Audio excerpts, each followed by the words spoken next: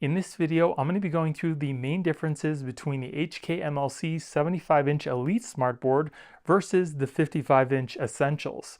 So if you're on the fence on which size and what type of screen you should get for your setup, this video would be perfect for you. I've also done full reviews on both of these smartboards, and if you want to check that out, I will be putting links in this video's description for that. So by the end of this video, you'll know which one of these smartboards are right for you. Now, first off, the main difference you can clearly see has to be the size.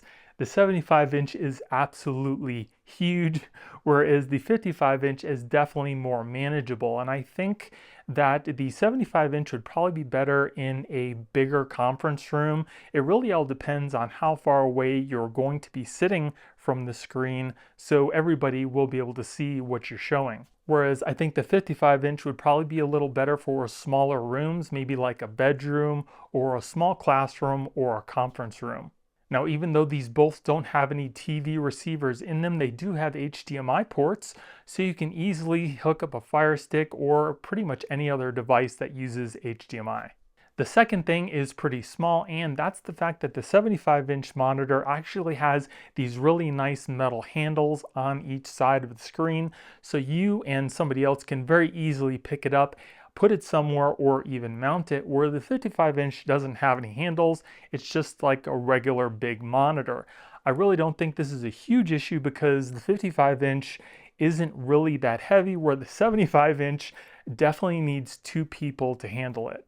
Another thing I would have to say about both of these screens is they are kid-friendly. Now, that doesn't mean they're indestructible, but they're less likely to get damaged versus regular TV screens. If you push on a regular TV screen, you'll notice that you'll get like a halo effect or something like that on the screen where it seems like it's getting damaged, versus these screens, you can actually, tap on the screen fairly hard and you won't see any issue with the screen whatsoever. You won't see any little halo effects, any dents, anything like that. It's really nice and solid. So if you are going to be using it in a classroom, these are also going to be perfect. Now, as far as the settings goes, in each one of these screens, they're basically the same with only a couple different features. One is the 75-inch has the capability of having multiple users. So if you have people, in maybe like a conference room or in a school, you've got multiple teachers teaching in the same room, and you don't want to have all those apps and files available for the same person, you can set up a user and it'll separate all the apps and files by that. Whereas the 55-inch only has the capability of using whatever it has. There's no user management. It's just what's on there is on there. Another thing that the 75-inch screen has that the 55-inch doesn't is it also has the options to lock out different inputs as well as apps. So again, if you don't want people, changing the input or using certain apps, you can also put a lock on that, whereas you can't do that on the 55-inch. Another thing that the 75-inch screen can do that the 55-inch can't is the ability for the screen to determine what you're trying to actually write on the screen and then change it into a legible text. And this is a great feature, especially if you have horrible handwriting like I do. So when you're writing on the screen, it'll change it to text that everybody in the classroom or conference room can actually read. Another difference between these two screens is the 75-inch actually has Android 12, whereas the 55-inch only uses Android 11. Now, typically, this is not going to be such a huge issue.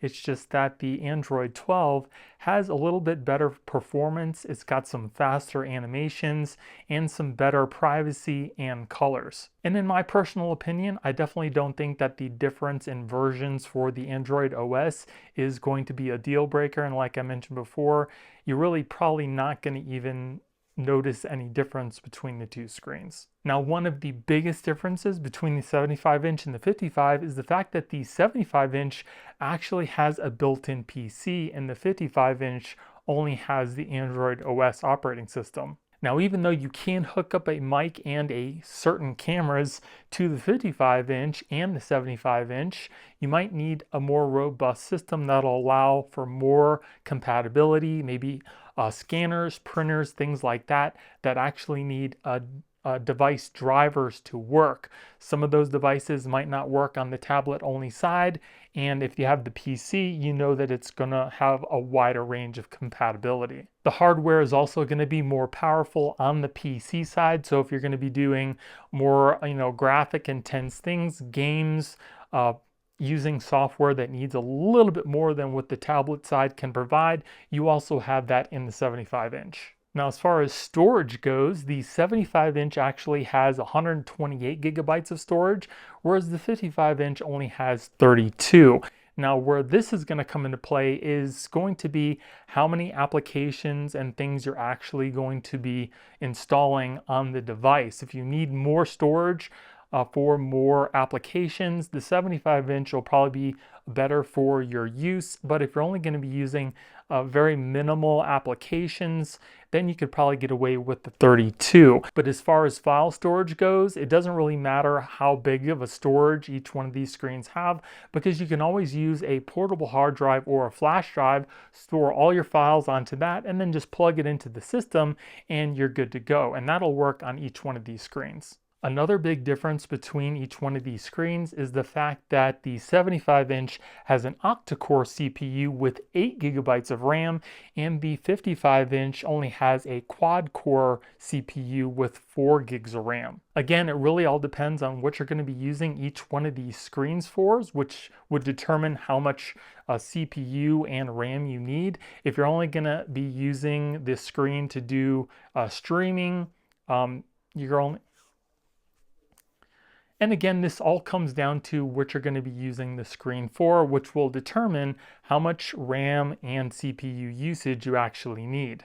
The octa-core CPU will definitely give you more options, especially if you're going to be doing multitasking, and that extra 4 gigs of RAM would also help out with that too. But if you're going to be doing some light gaming, you're going to be using the screen as a whiteboard. You're going to be streaming some things on YouTube, things like that. Not very multitasking intense.